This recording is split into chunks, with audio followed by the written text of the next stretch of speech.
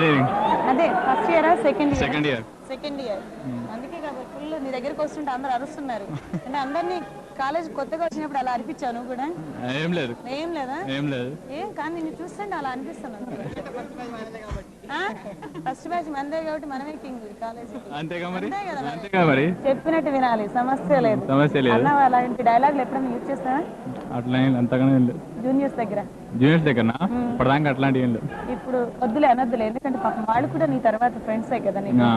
Okay, ఖుషిగా కోసం మా కోసం ఏం చేస్తావు ఈరోజు? నేనా? ఏం చేయమంటారు? Special dance? నో. సాంగ్ లేదా?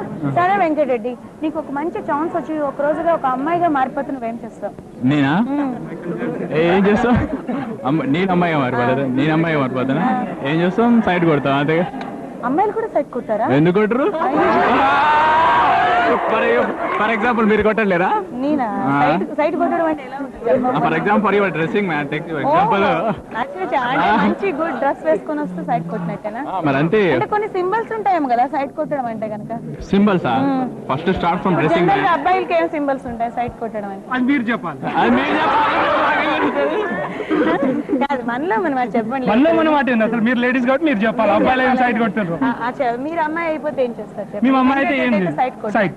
మీరు కూడా సైట్ అయినా? సైడ్ కొడతాం. మేము తిప్పించుకుంటాం బాగా, అబ్బాయిలను మా చుట్టూ తిప్పించుకుంటాం. ఇప్పుడు మమ్మల్ని తిప్పిస్తున్నారు కదా, అలా మేము ఆల్రెడీ తిరుగుతున్నావు అనమాట. నువ్వు ఆల్రెడీ తిరుగుతున్నాం. మా ఫ్రెండ్స్ చాలా మంది తిరుగుతున్న లైఫ్ ఖరాబ్ చేసుకుంటారు. అది మేము చేసుకో. వాళ్ళకి చెప్పావా మరి? చెప్పాము. ఇలా తిరగడం అందుకు చెప్పామనే కదా ఈ ప్రోగ్రామ్. ఇప్పుడు అంతేనా? అలాంటి ఏజ్ ఫ్రెండ్స్ చాలా మంది చూస్తారు. వాళ్ళు డెవలప్ అయితే కావచ్చు. ఏం చేస్తాం? ఒక్కోసారి మంచి అమ్మాయి కనపడచ్చు, అప్పుడు ఏం చేస్తాం? మనసు మంది కాదు కదా. ఏంటి ఎవరు కళ్ళు మూసుకోవాలా?